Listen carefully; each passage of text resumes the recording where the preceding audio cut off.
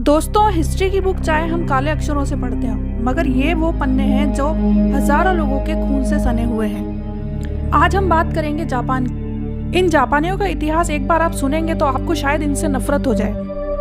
दोस्तों, जापानी पूरे पागल, सिरफिरे, मेंटल, वैशी और भी कोई शब्द अगर है तो वो सब इनके ऊपर बैठता है। इंसानी जिंदगी की इनके लिए कोई कीमत नहीं थी। आज जापान एशिया की सबसे डेवलप्ड कंट्री है, मगर वो ऐसी जगह पर बैठा है जहाँ कभी भी कुछ भी हो सकता है। सुनामी की रेड लाइट इनके ऊपर जलती रहती है। यूं भी कह सकते हैं कि इनके किए कुकर्मों की सजा भगवान इनको देता रहता है।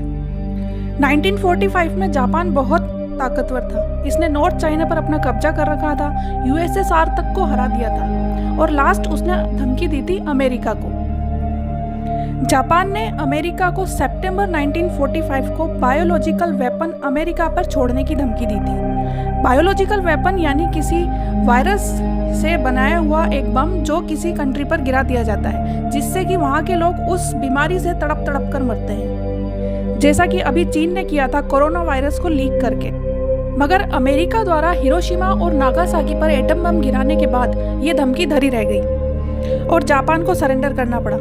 मगर अमेरिका ने भी गलत किया। उसी के कन्फेशन में अमेरिका उसके बाद जापान की प्रोटेक्शन करता है। बॉर्डर पर जापान को कोई चिंता नहीं है। बॉर्डर पर आर्मी लगाने और उसका खर्चा करने के लिए जापान की कोई टेंशन नहीं है। दोस्तों, जापान ने जब चीन पर अपना कब्जा कर रखा था, तब जापान की सेना ने कई साल तक चीन की जनता पर खतरनाक प्रयोग किए। यूनिट 731 के नाम से जाने जाने वाली लैब में ये प्रयोग होते थे, जिसे इतिहास का सबसे खतरनाक टॉर्चर लैब भी कहा जाता है। साल 1930 से 1945 के दौरान इंपीरियल जापान आर्मी के सैनिकों ने चीन के पिंगफांग जिले में ये प्रयोगशाला बना रखी थी। चीन का इससे कोई लेना देना नहीं था, सिवाय इसके कि लैब में किए जाने वाले सारे टॉर्चर चाइनीज लोगों पर होते थे। चीन की Shiga university of medical science के प्रोफेसर कात्सु निशियामा के कहने पर जापान सरकार ने अपने पुरालेख विभाग से कई चीजें निकलवाई। इनका मकसद था ये जानना कि दूसरे विश्व युद्ध के दौरान जापान ने चीन की सेना के साथ कितना बर्बर रवैया दिखाया था। इसी क्रम में यूनिट 731 से जुड़े दस्तावेज सामने आए। इन कागजों में 1000 से भी ज्यादा जापानी डॉक्टर, नर्सों और सर्जन्स और इंजीनियरों का जिक्र है, जिन्होंने चीन के जिंदा लोगों को अपने खतरनाक और जानलेवा प्रयोगों का हिस्सा बनाया। पूरे विश्व से जापान पर अमानवीय व्यवहार के दोष लगते आए हैं, मगर जापान इसे हमेशा छुपाता चला गया। अमेरिका, यूएसएसआर द्वारा की गई कई रिसर्च में इनका कुछ सच सामने आया। साल 1990 के आखिर में पहली बार जापान ने माना था कि उसकी एक यूनिट ने चीन के लोगों पर बर्बर प्रयोग किए थे, लेकिन उनके प्रयोगों के बारे में तब भी कोई जानकारी नहीं दी गई। धीरे धीरे इनकी जानकारी सामने आती गई, जो मजबूत से मजबूत इंसान को भी डरा दे।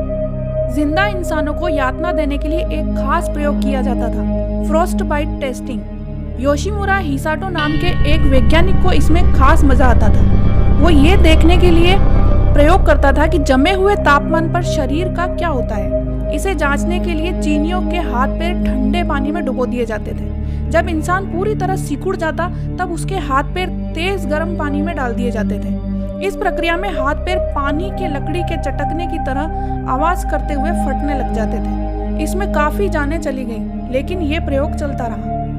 इस यूनिट का एक हिस्सा था जिसे मरूटा नाम से जाना जाता है। इस शाखा का प्रयोग भयंकर यातना देने वाला था। इसके तहत ये लोग ये देखने की कोशिश करते थे कि इंसान का शरीर कितना टॉर्चर झेल सकता है। चीनी सेना को बेहोश किए बिना धीरे धीरे उनके शरीर का एक एक अंग काटा जाता था। इसमें सेना के बहुत से अधिकारियों की मौत हो गई, जिसके बाद आम चीनी जनता पर यह प्रयोग शुरू हो गए। इस प्रयोग के तहत स्वस्थ लोगों में हैजा या फिर प्लेग के पैथोजन डाल दिए जाते थे। इसके बाद संक्रमित व्यक्ति के शरीर की चीर फाड़ ये देखने के लिए होती थी कि बीमारी का शरीर के किस हिस्से पर क्या असर होता है। वायरस से इन्फेक्टेड करने के बाद इंसान के मरने का भी इंतजार नहीं किया जाता था और जिंदा रहते हुए ही उसकी चीर फाड़ कर दी जाती थी। इस दौरान बहुत से लोगों की गैंग्रीन से मौत हो जाती थी। अगर कोई मरीज इतनी यातना के बाद भी जिंदा बच जाता था तो उसे जिंदा जला दिया जाता था।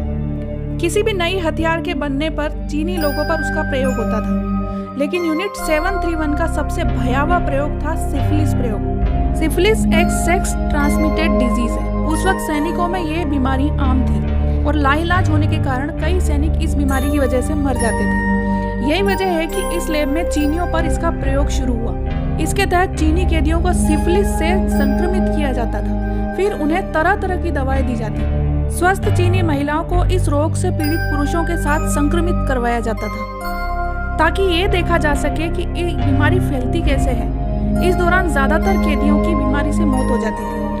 एक प्रयोग में चीनी औरतों के साथ रेप करके उन्हें जबरदस्ती प्रेग्नेंट किया जाता और फिर उनमें किसी बीमारी का वायरस डाल दिया जाता था ताकि गर्भ में पल रहे शिशु की स्टडी की जा सके। इस रिसर्च के मकसद में लिखा गया कि फाइंडिंग इनटू सिविलियन मेडिसिन। हालांकि बाद में ये रिसर्च पेपर कहीं नहीं मिले। इसी तरह से एक और प्रयोग भी था जिसे जर्म वारफेयर भी कहा जाता है। इसमें जानलेवा बीमारियों के जर्म्स चीनी सेना और आम लोगों के भीतर डाल दिए जाते थे और उन्हें एक दूसरे को संक्रमित करने के लिए छोड़ दिया जाता था। साल 1940 के अक्टूबर में जापानी बम वर्षक विमानों ने एक चीनी गांव कुजुआ पर बमबारी की, जिसमें एक एक क्ले बम के भीतर 30-30 हजार संक्रमित पिस्सू थे। पूरा गांव लाल लाल धूल से नहा गया, जिसके बाद गांव का हर एक व्यक्ति प्लेग से मारा गया।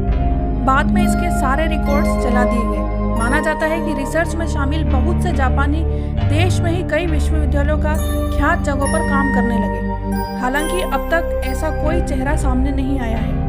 दुनिया में नाजियों को सबसे ज्यादा क्रूर माना जाता था, मगर जापानी उनसे कई कदम आगे हैं। जर्मनी में नाजियों की बर्बरता का अलग उद्देश्य था, मगर इन लोगों का एक ही मोटो होता था, बायोलॉजिकल वेपन बनाने का, ताकि दुनिया पर ये अटैक कर सके। ये क्रिमिनल्स एंटी जापानी और कई यूएसएसआर के सैनिकों को भी इस प्रयोग में शामिल करते थे। एक अमेरिकी रिसर्च के मुताबिक इन्होंने लगभग 5 लाख लोगों को इसी टेस्ट के दौरान मार दिया। जापानियों जितना क्रूर और दिमागी रूप से पागल शायद दुनिया में कोई भी नहीं है। अगर अमेरिका द्वारा एटम बम ना छोड़ा गया होता तो शायद ये पूरी दुनिया को अपना शिकार बनाते। इनकी क्रूरता पर बहुत सी किताबें और कई मैगजीन्स लिखी हुई हैं। तो दोस्तों, आपको ये वीडियो कैसा लगा कमेंट करके ज़रूर बताइए। चैनल पर नए हैं तो सब्सक्राइब करिए और वीडियो को शेयर कीजिए।